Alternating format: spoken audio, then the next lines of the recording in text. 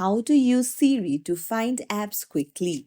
Hey everyone, welcome back to the channel. If you are new here, don't forget to hit the subscribe button and turn on the notification bell to not miss any updates. So today I'll show you how you can use Siri to easily find apps on your iPhone. So let's dive right in. First things first, you can say Hey Siri or press the side button to enable your Siri.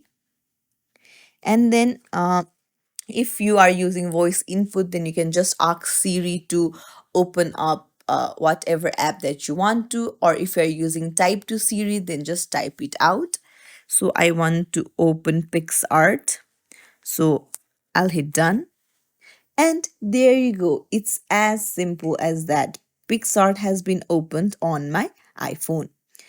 Now, if you can't remember the exact name and then you have named a folder, then you can just long press on your side button or say, Hey Siri, and ask to show, for example, Google Apps on your iPhone, and then it will show you all the Google Apps available on your iPhone like this, and you can just choose from it.